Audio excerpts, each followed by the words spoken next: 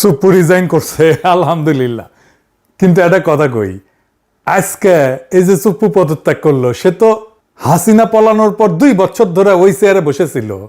একদিন না, 2 দিন না, দুইটা বছর।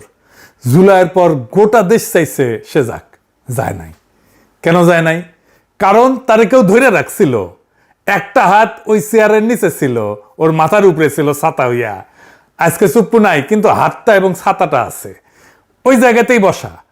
আজকের এপিসোড সুপ্পুকে নিয়ে না, সুপ্পুর পদত্যাগ পত্রে যা লেখা নাই, আজকের এপিসোড সেটা নিয়ে। আসেন আল্লাহর নামে শুরু করি। হাসিনার গু একদিন আমরা মাথায় নিয়ে ঘুরেছি, ঘুরতে আমাদের বাধ্য করা হয়েছে। সুপ্পুকে সরানো যায় নাই। কার কারণে? বিএনপির কারণে। এটা কোনো গোপন কথা না, এটা আমি বহুবার বলছি, আর আজকে আবার বলতেছি। এখন বিবিসি কইতেছে বিএনপিতে স্বস্তি ফিরছে। বাহ! তো অস্বস্তিটা বিএনপি নিজে ইচ্ছা করে তো রেখে দিছিল। নিজের পায়ে নিজে কুড়াল মাইরা 2 বছর ধরে কুড়াল সরায় কইতেছে আহ কি শান্তি। সুপ্পু থাকাতে কি মহা উপকারটা হয়েছে বিএনপির? বিএনপি কইতে পারবে? পারবে না, আমি শিওর। আমার বগুড়া একটা প্রবাদ আছে, সেই নিকাই বসলো কালিয়ানা জ্ঞান জ্ঞান করলো। বিএনপি সেই সুপ্পুরাই সরাইলো কালিয়ানা জ্ঞান জ্ঞান করে আর কি। আমরা কি চাইছিলাম? আমরা তো খালেদা জিয়াকে প্রেসিডেন্ট বানাতে চাইছিলাম। আমি একটা এপিসোডও করছিলাম, উনি বঙ্গভবনে থাকলে ওইভাবে ইনফেকশনটা হয়তো হইতো না। আমরা প্রেসিডেন্ট হইলে ওনারা ভালো টেক কেয়ার করতে পারতাম। আমি তারেক রহমানকে সরাসরি জিজ্ঞাসিলাম কেন সুপ্পুরে রাখতে চান। উনি কইছিলেন উনার মনে হয় সুপ্পুকে সরাইলে উনার দেশে ফেরাটা বাধাগ্রস্ত। আমারও কইছিল আপনিও তো দেশে ফিরতে চান, আপনার দেশে ফেরাটা বাধাগ্রস্ত, আমার তো এখনো বাধাগ্রস্ত আছে। এখন হিসাবটা মিলান, তারেক রহমান দেশে আসছে 7 মাস হয়ে গেল, উনার দল সরকারে, উনি প্রধানমন্ত্রী, তারপরে সুপ্পু বহাল তবে তো বসা ছিল।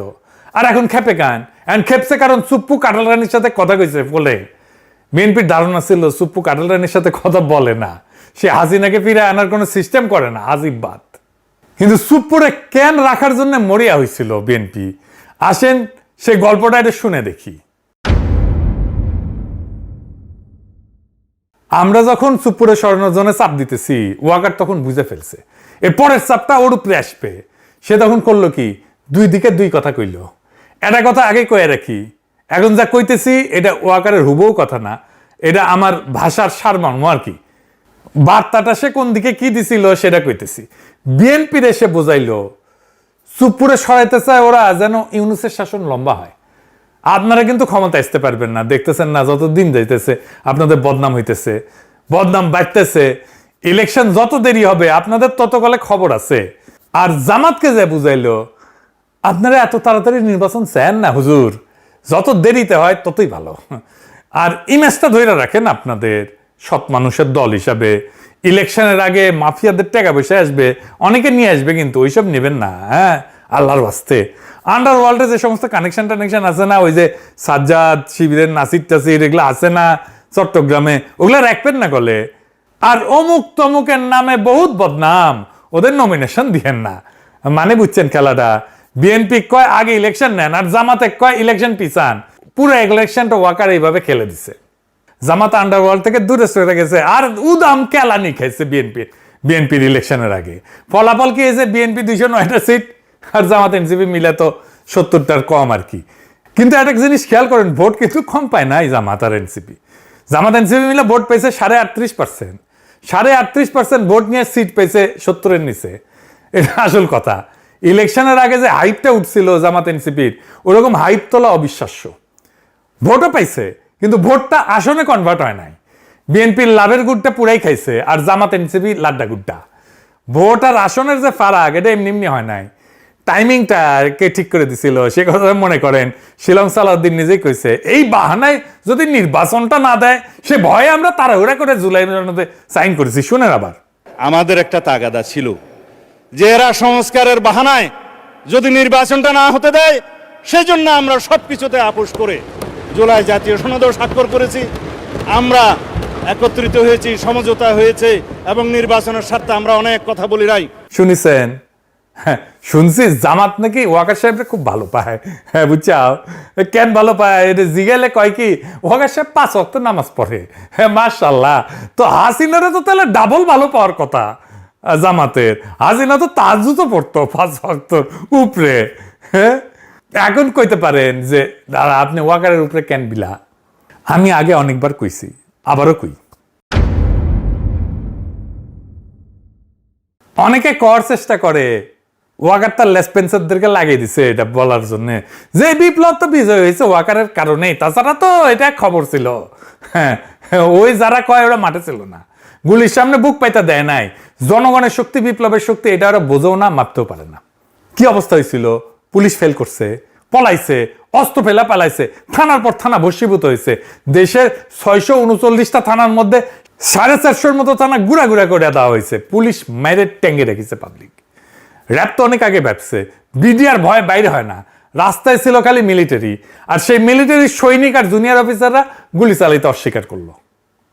এটাই আসল কথা, ওটাই মোর। ওয়াকার তখন কি লাভে, তার সামনে বিকল্প কি? সে গিয়া কইছে আপা ভাগেন। যেই মুহূর্তে সৈনিকেরা গুলি করতে অস্বীকার করছে, সেই মুহূর্তে হাসিনার পরাজয়, ওর লাস্ট ডিফেন্স ভেঙে পড়ছে। আর যদি সৈনিক আর জুনিয়র অফিসাররা গুলি চালানো অব্যাহত রাখতো, তাইলে ক্যান্টনমেন্টগুলো থানার মতো তামাতামা হয়ে যেত।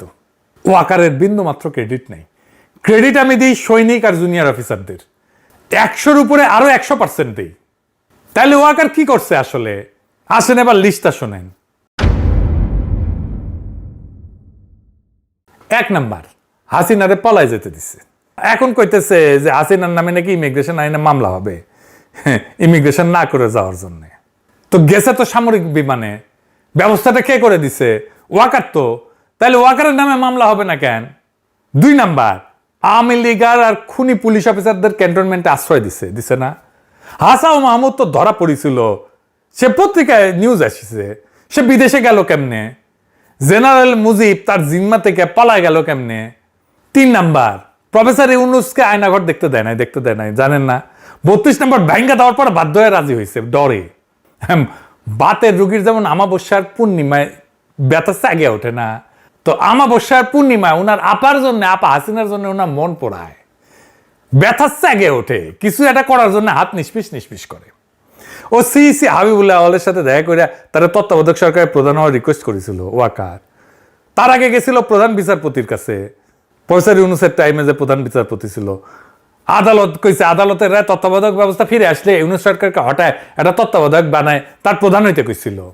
5 নাম্বার, আর্মির যে অফিসারদের নামে মানবতা বিরোধী অপরাধের নামে মামলা হয়েছে, ক্যান্টনমেন্টেই রাখছে তাদেরকে। সেখান থেকে মাঝে মাঝে আসে এসি বাসে চাইপা আদালতে। 6 নাম্বার, প্রথম থেকে সে ইনক্লুসিভ ইলেকশনের কথা কয়ে আসছে। ইনক্লুসিভ মানে কি? ইনক্লুসিভ মানে আওয়ামী লীগ সহ, হাসিনা সহ নির্বাচন। এখন বিএনপির অভিযোগ হইতেছে সুপ্পু লন্ডনে গিয়ে শেখ হাসিনার সাথে কথা কইছে, তাই না? এখন বিএনপির মনে হয়েছে যে এমন একটা বিভীষণকে ক্ষমতার কেন্দ্র রেখা তারা নিরাপদ না, ফলে তাকে বিদায় করতে হবে। তাইলে সুপ্পুকে এই প্রথম হাসিনার সঙ্গে কথা কইছে। বিগত 5 আগস্ট থেকে আজ পর্যন্ত সুপ্পু যে বহুবার এই ধরনের তৎপরতা চালাইছে তা অনেকেই জানে। আমরা তখন সতর্ক করছিলাম, কানে দেয়নি বিএনপি। উল্টা বিএনপির একটা অংশ, ওয়াকারের ভাড়াটা বাহিনী, রামপন্থীরা, ওয়াকারের প্রতিপালক সব একসাথে নানা অপপ্রচার চালাইছে। আমরা নাকি অস্থিতিশীলতা করি, আমরা নাকি মববাজ, আমরা নাকি ইউনুস সরকারের ক্ষমতা দীর্ঘায়িত করার চক্রান্তকারী। কারণ ওরা তখন সুপ্পুকে রক্ষা করতে মরিয়া। আর এখন বাস্তবতা হইলো এই প্রক্রিয়ায় সুপ্পুর আশ্রয়দাতা কে? এই সুপ্পুর আশ্রয়দাতা তো ওয়াকার নিজে।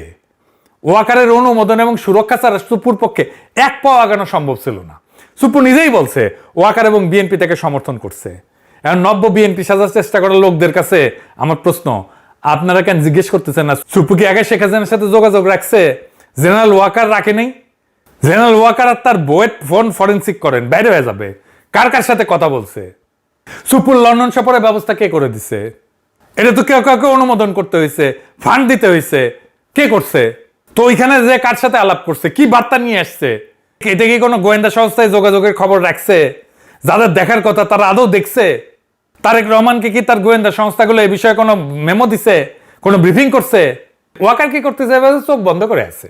ওয়াকার ওইখানে থাকবে আর সুপ্পুকে সরাবে, কোনো লাভ হবে না। সুপ্পু, ওয়াকার, আওয়ামী লীগ এবং ইন্ডিয়া, এই 4 শক্তির অক্ষয় আজকে বাংলাদেশের রাজনৈতিক অস্থিরতা তৈরির মূল কারিগর। শেখ হাসিনাকে ফিরে আনা, বর্তমান সরকারকে ক্ষমতাচ্যুত করা কিংবা এর সাথে শাসনের মতো কোনো ব্যবস্থা কায়েম করা, এটা মার্শাল ল দেওয়া, সবই নির্ভর করছে এদের পারস্পরিক মেলবন্ধন এবং যোগাযোগের উপরে। হাসিনা যে ডিসেম্বরে ফিরবে বলে ঘোষণা দিয়ে রাখছে, এটা এমনি এমনি দেয় নাই। ওই গঙ্গার পানি এসে বুড়ি গঙ্গায় জমিচ্ছে। এখন বুঝতে পারছে এটা বিএনপি। বিএনপি যখন এই বন্যায় ভেসে যাবে, গঙ্গার পানির বন্যায় বুড়ি গঙ্গায় আসছে, ওই পানিতে নৌকা চালাবে আওয়ামী লীগ। বিএনপি গলে একই জায়গায় প্রত্যেকবার মারা খায়, এই সেনা প্রধানের জায়গায়। আর সুপ্পু কাণ্ড প্রমাণ করে বিএনপি নেতৃত্বের রাষ্ট্রচিন্তা কত স্থূল প্রকৃতির। দলটা সবসময় এই জায়গায় মারা খায়। ইতিহাসটা দেখেন, এরশাদ বিএনপি তারে সেনাপ্রধান বানাইছিল, তাই না? জিয়া হত্যাকাণ্ডের সাথে যুক্ত ছিল। তারপর কু করে বিএনপি সরকারকে ফেলাই দিল। জেনারেল নাসিমকে বিএনপি সেনাপ্রধান বানাইছিল না? নাসিম কু করতে গেছিল, মানে মঈন সবাই ডিঙায় তারে নিয়ম ভেঙে সেনাপ্রধান বানাইছিল না? মই তো তারেক রহমানের মাজা ভেঙে দিল 3বার একই জায়গায় একই ভুল। আর এখন ওয়াকার আবার আর এক ভুল। সুপ্পু তো লন্ডনে যায় কেন? তলে তলে কি করছে কে জানে? কথা বলার জন্য ফোন লাগে নাকি? হাতে লেখা চিঠি দিয়েও তো ষড়যন্ত্র করা যায়। এই যে ইন্ডিয়ার রাষ্ট্রদূত এসে যে রিসিভ করলো তারে, সে যে সুপ্পুর হাতে কিছু বুঝে দেয় নাই, এটা কে জানে? এত কইরা কইলাম না, সুপ্পুর তাইলে লাগবেই। সুপ্পু ছাড়া ওদের চলেই না। সুপ্পু ভালো ছেলে, সে কাঁঠাল রানীর সাথে কথা বলে না। হ্যাঁ, দুষ্টু লোকেরা এই সমস্ত বাজে কথা বলে। হ্যাঁ, তো দুষ্টু লোকেরা এই সমস্ত বাজে কথা বলে, কান দিয়েন না। এবার সুপ্পুর অসুখটা কি এটা একটু বুঝে দেখি। এটা আবার ইন্টারেস্টিং একটা ব্যাপার। এটা মানুষের কাজে লাগবে। মানে সুপ্পু পদত্যাগ পত্রে লিখছে তার অসুখ হচ্ছে অটোনমিক নিউরোপ্যাথি, ইংরেজিতে লিখেছে। এটা বিশাল বড় অসুখ। মাঝে মাঝে জ্ঞান হারাই ফেলে নাকি, ওই চিকিৎসা করতে যাবে, ওই বিদেশে যাবে। শোনান রিটেশ সাহেব কি কইছে। পরবর্তী পরিকল্পনা চিকিৎসা, উন্নত চিকিৎসা করা দেশে এবং বিদেশে, প্রথমে এইটা। আর স্যার এটি কি শারীরিক কারণেই পদত্যাগ করলেন স্যার, না পলিটিক্যাল কোনো? অবশ্যই অবশ্যই অবশ্যই শারীরিক কারণেই। শুনেছেন? তবে এই অসুখটা বাংলাদেশের লাখ লাখ মানুষের আছে, তার বেশিরভাগ মানুষই জানে না। যাদের ডায়াবেটিস আছে তারা একটু মন দিয়ে শোনেন, কামে দিবে। ধরেন আমাদের শরীরটা একটা গাড়ি, আর আমাদের স্নায়ুতন্ত্র, নার্ভ, এটা হইতেছে সেই গাড়ির তারের জাল আর নিয়ন্ত্রণ ব্যবস্থা।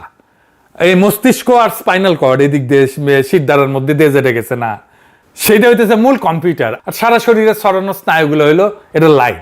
গাড়িতে 2 রকম ব্যবস্থা থাকে। এক, যেগুলো চালকের হাতে, স্টিয়ারিং ঘোরাইলে গাড়ি ঘোরে, ব্রেক চাপলে থামে, এক্সেলারেটর দিলে ছোটে। শরীরেও তেমন, হাত তুলতে চাইলে হাত ওঠে, কেটে গেলে ব্যথা টের পায়। আর 2 নম্বর আছে যেগুলো চালক শুয়েও দেখে না। যেমন ধরেন ইঞ্জিন গরম হইলে ফ্যান নিজে থেকে চালু হয়ে যায়, ব্যাটারি নিজে থেকে চার্জ হয়, তেল ঠিক মাপে ইঞ্জিনে পৌঁছায়। চালকের কিন্তু এটার কিছুই জানে না, ড্রাইভার এটার কিছুই জানে না, জানার দরকারও নাই। শরীরেও তাই। ঘুমের মধ্যেও হার্ট চলে, তো হার্ট তো বন্ধ হয়ে যায় না, শ্বাস চলে, খাবার হজম হয়, রক্তচাপ ঠিক জায়গায় থাকে। এই যে স্বয়ংক্রিয় ব্যবস্থা, এটার নাম অটোনমিক নার্ভাস সিস্টেম। আর অটোনমিক নিউরোপ্যাথি মানে এই স্বয়ংক্রিয় ব্যবস্থাটা নষ্ট হয়ে গেছে। চালক ঠিকই আছে, স্টিয়ারিং ব্রেক ঠিক করছে, কিন্তু ভেতরে যে অটোমেটিক অংশটা আর সাড়া দিতেছে না। এটা উদাহরণ দিই। ধরেন আপনি যখন শুয়ে থাকেন বা বসেন বা হঠাৎ দাঁড়ায় যান, 3 অবস্থাতে আপনার রক্তচাপ মোটামুটি একই থাকে, তাই না? সুস্থ অবস্থায়। কিভাবে? কারণ দাঁড়ানোর সঙ্গে সঙ্গে মাধ্যাকর্ষণের টানে রক্ত তো পায়ের দিকে নেমে যায়। ঠিক সেই মুহূর্তে এই অটোনমিক নার্ভাস সিস্টেম রক্তনালীগুলোকে চেপে ধরে, হার্টকার একটু জোরে চালায়, ফলে মাথায় রক্ত পৌঁছাইতে ঘাটতি হয় না। পুরা ব্যাপারটা ঘটে সেকেন্ডের ফ্র্যাকশনের মধ্যে, আপনি টেরও পান না। এই অটোনমিক সিস্টেমটা নষ্ট হয়ে গেলে এই কাজটা আর হয় না। রোগীর দাঁড়াইলে রক্ত পায়ে জমে যায়, রক্তচাপ পড়ে যায়, মাথায় রক্ত কমে যায়, মাথা ঘোরে, চোখে অন্ধকার দেখে, জ্ঞান হারায় ফেলে। ডাক্তারি ভাষায় এটাকে বলে অর্থোস্ট্যাটিক হাইপোটেনশন। আর মজার ব্যাপার হইল, একই রোগী শুয়ে পড়লে উল্টা রক্তচাপ বেড়ে যায়। শুধু রক্তচাপ না, আরো অনেক কিছুই এলোমেলো হয়ে যায়। যেমন হার্টের রেট, হৃদস্পন্দন, এটা অস্বাভাবিকভাবে বেড়ে যায় বা কমে যায়। অল্প খেলে পেট ভরা লাগে, খাবার হজম হইতে চায় না, হাগা হইতে চায় না, কোষ্ঠকাঠিন্য হয়, আবার ডায়রিয়া হয়, প্রস্রাব ধরে রাখতে পারে না, পুটা পুটা পুটা পুটা করে প্রস্রাব পড়ে, মূত্রথলি ঠিক মতো খালি হয় না। হ্যাঁ, তারপর ওই যে আছে না নাইস অ্যান্ড অ্যাট্রাকটিভ, ওই নাইস অ্যান্ড অ্যাট্রাকটিভের কাজও ঠিক মতো করতে পারে না। এটা কেন হয়? এটা হয় ডায়াবেটিস থেকে। সমস্ত ডায়াবেটিস রোগীর এই নিউরোপ্যাথি হয়, এই আলটিমেটলি এই জায়গায় যায়। দীর্ঘদিন ডায়াবেটিস থাকলে রক্তনালী আর স্নায়ুর যে তারগুলা, এটা ধীরে ধীরে নষ্ট করে ফেলে। 1-2 দিনের না, বছরের পর বছর ধরে। অনেকটা তারের প্লাস্টিকের যে আবরণ আছে না, ওই আবরণ ক্ষয়ে যাওয়ার মতো, বাইরে থেকে দেখা যায় না, কিন্তু একদিনে লাইন কাজ করা বন্ধ করে দেয়। ডায়াবেটিস যত পুরনো, যত অনিয়ন্ত্রিত, স্নায়ুর ক্ষতি তত বেশি। দীর্ঘমেয়াদী ডায়াবেটিস রোগীদের একটা বড় অংশ কোনো না কোনো ধরনের এই নিউরোপ্যাথিতে আক্রান্ত। তাদের মধ্যে উল্লেখযোগ্য অংশের এই অটোনমিক ধরনটা হয়। কিডনি, হার্ট সবকিছুর উপরে ডায়াবেটিসের ছাপ ফেলে। এই সুপ্পুর আর কিছুই হয়নি, এর ডায়াবেটিস হয়েছে, আনকন্ট্রোল ডায়াবেটিস হয়েছে। এর চিকিৎসা সবার আগে ডায়াবেটিস নিয়ন্ত্রণে আনা। এখন সে বিদেশ যাবে চিকিৎসা করতে, ডায়াবেটিস কন্ট্রোল করতে দেশের বাইরে যাওয়া লাগে নাকি রে বেকুব? ভাল শুন, বিদেশের ডাক্তারিতে কি জাদু আছে? বঙ্গভবনের ডাক্তার থাকে 24 ঘন্টা, নার্স থাকে, এত বড় জায়গা, হাঁটার জায়গা আছে, জিম আছে, বাগান আছে, আর সে নিজের ডায়াবেটিস কন্ট্রোল করতে পারে না। চিন্তা করেন, এমন একটা লোক দেশের দায়িত্ব নেয় যে কিনা নিজের খেয়াল নিজে রাখতে পারে না। আর যার ডায়াবেটিস আছে তাদের বলি টেক কেয়ার নিজেকে করতে হয়। ডায়াবেটিস কোনো একক রোগ না, অনেকগুলো রোগের গুচ্ছ। কিন্তু এই রোগ এমন না যে আপনি ভেজিটেবল হয়ে গেছেন। দেখেন, আমার কোনো রোগ দেখতে পান? আমার মেলা রোগ আছে, যাই হোক সেটা অনুযায়ী, কিন্তু দেখতে পাচ্ছেন পান না। এই যে আমার চোখে চশমা, চোখে অসুখ আছে না? আছে তো চশমা ছাড়া আমি তো চোখে দেখি না। কেউ কি বলে আমার চোখের রোগ আছে? কেউ বলে? আপনারা বলেন, আপনাদের অনেকে তো চশমা পড়েন, বলেন না কেন? বলেন না কারণ আমি আমার টেক কেয়ার করতে পারি। কিন্তু যদি এমন হইতো প্রত্যেক সকালে নার্স এসে আমার চোখে চশমা পরায় দেয়, মুছে দেয়, রাতে আবার খুলে দেয়, তারপরে আমি শুইতে যাই, তাইলে আপনি শেষ। যেই রোগের টেক কেয়ার আপনি নিজে করতে পারেন সেটাতে আপনি রোগ বলে মানেনি না, কনসিডারই করেন না। তো ডায়াবেটিসও এরকম, আপনার টেক কেয়ার আপনি নিজে করতে পারলে আপনার এটা রোগী মনে হবে না। যাই হোক, ডায়াবেটিস রোগীরা এটা মাথায় রেখেন। এইবার আসেন পদত্যাগ প্রশ্নে। সুপ্পুর তো গ্রেপ্তারের দাবি উঠেছে। সুপ্পু কইতেছে তারে কে গ্রেপ্তার করে? সংবিধানের 51 ধারা আছে না? শুনেন। কিসের বিচার করবে? আর্টিকেল 51 অফ দি কনস্টিটিউশনে পড়ে যায়, দেখুক। শুনিছেন? বেকল এরশাদের টাইমে 51 ধারা ছিল না, ওরা জেলে নিছি না আমরা। এই 51 ধারার রক্ষাক অবস্থা কাজ করে যতক্ষণ সে রাষ্ট্রপতির পদে আছে। পদটা ছাড়লে ওই ছাতাটা মাথার উপরে আর থাকে না। ওর নামে 2 টাকা ফাইন উঠেছে, এরপরে ওই জেলে যাবি। আমরা তো সুপ্পুর উপর প্রতিশোধ নিতেছি না। সুপ্পু কি ছিল? সুপ্পু ছিল শেখ হাসিনার মনোনীত রাষ্ট্রপতি এবং জুলাই গণঅভ্যুত্থানের পর পুরনো রাষ্ট্রের সাংবিধানিক ধারাবাহিকতা রক্ষার কেন্দ্রীয় চরিত্রদের একজন। সুপ্পু তো নিজেই সাক্ষাৎকারে বলছে তার গুরুত্বপূর্ণ ভূমিকার কথা, নিজেই ফাঁস করে দিছে। তার বক্তব্য অনুযায়ী 5 আগস্টের পর 3 বাহিনীর প্রধান এবং বিএনপির নেতারা তাকে সাংবিধানিক ধারাবাহিকতা রক্ষায় সহায়তা করছে। বলছে না? 3 বাহিনীর প্রধান তাকে বলছে যে তিনি সশস্ত্র বাহিনীর সর্বাধিনায়ক। তার পরাজয় মানে সশস্ত্র বাহিনীর পরাজয়। সে এই কথাটা বলছে পুরনো সংবিধানের অধীনে নতুন সরকার গঠনের ন্যায্যতা হিসেবে। এই বক্তব্যের রাজনৈতিক তাৎপর্য কিন্তু ভয়াবহ। 5 আগস্ট জনগণ শেখ হাসিনার শাসনের বৈধতা ভেঙে দিছে। জনগণ তখন শুধু একটা সরকার সরায়নি, তারা রাষ্ট্রের প্রচলিত ক্ষমতা ব্যবস্থার বিরুদ্ধে নিজেদের সার্বভৌম ক্ষমতা হাজির করছে। সার্বভৌম ক্ষমতা, সেটা সবার উপরে, সবার উপরে, সংবিধানের উপরে, রাষ্ট্রের উপরে। অথচ সেই মুহূর্তে জনগণের শক্তিকে নতুন রাষ্ট্র গড়ার পথে নেওয়ার বদলে রাষ্ট্রপতি 3 বাহিনীর নেতৃত্বে পুরনো রাষ্ট্রযন্ত্র এবং বড় রাজনৈতিক দল বিএনপি মিলে সাংবিধানিক ধারাবাহিকতা রক্ষাকে প্রধান কাজ বানাইছে। সাংবিধানিক ধারাবাহিকতা কথাটা শুনতে খুব নিরীহ লাগে, খুব মজা লাগে, খুব সুন্দর লাগে, খুব শুদ্ধ লাগে। বাস্তবে এটার অর্থ ছিল শেখ হাসিনা চলে গেলেও যেন শেখ হাসিনাকে, যে ব্যবস্থা শেখ হাসিনাকে বানাইছে সেই রাষ্ট্র ব্যবস্থা যেন অক্ষত থাকে। জনগণ শাসক সরাইতে পারবে কিন্তু রাষ্ট্রের ভিত্তি বদলাইতে পারবে না। গণঅভ্যুত্থান সরকার বদলাবে কিন্তু ক্ষমতার উৎস হবে না। পুরনো সংবিধান, পুরনো আমলাতন্ত্র, পুরনো আদালত, পুরনো রাষ্ট্র, পুরনো নিরাপত্তা কাঠামো, পুরনো অর্থনৈতিক স্বার্থগোষ্ঠী, পুরনো বন্দোবস্ত, এরাই শেষ কথা বলবে। এই অর্থে সুপ্পুর বিচারের দাবি শুধু প্রতিশোধের দাবি না, এটা গণঅভ্যুত্থান নস্যাৎ করার রাজনৈতিক প্রক্রিয়ার বিচারের দাবি। কিন্তু একটা লোকরে ধইরা বিচার শেষ কইরা দিলে চলবে না। প্রশ্নটা লোকের না, প্রশ্নটা প্রক্রিয়ার। কে কোন সিদ্ধান্ত নিছিল, কার পরামর্শে নিছিল, 5 আগস্ট রাতে বঙ্গভবনে কারা বসছিল, ওখানে কি কথা হয়েছিল, কে কারে কথা দিছিল, নতুন গঠনতন্ত্রের রাস্তাটা কে বন্ধ করে দিছিল, আর ওইটা বন্ধ করে কার কি লাভ হইল। এই প্রশ্নগুলো তুলতে হবে, এই প্রশ্নগুলো ফয়সালা করতে হবে। এই প্রশ্নে ফয়সালা না করলে সুপ্পুর পদত্যাগ একটা খবরই হয়ে থাকবে, ইতিহাস হবে না। খবর মানুষ 2 দিন পরে ভুলে যায়, ইতিহাস ভোলে না। আর যতদিন এই প্রশ্নগুলোর জবাব না আসতেছে ততদিন কাঠামোটা ওইখানেই খাড়ায় আছে। কাঠামো ঠিক থাকলে খালি চরিত্র বদলায়, নাটক বদলায় না। কালকে সুপ্পুর জায়গায় আরেকজন এসে বসবে, আপনি তার নামও জানেন না, কিন্তু কাজটা হুবহু সে একই করবে। তাই ঘুরে ফিরে ওই প্রথম কথাতেই আসি, সুপ্পুর রক্ষাকর্তা কে আসিল, ওয়াকার, আর সাথে কে ছিল, এইটা আমি কই নাই, সুপ্পু নিজেই কইছে। তাইলে ওয়াকারে বহাল রাখা খালি সুপ্পুরে সরাইলে কাজ হবে? হবে না। আর এই জবাবটা বিএনপি সরকারকেই দিতে হবে। নিজের ক্ষমতার নিরঙ্কুশ না করলে বিএনপির সরকার টিকবে না। কয়ে রাখলাম, ওই সেই নিকাই বসবি, খালি এনা ঘ্যান ঘ্যান করবি।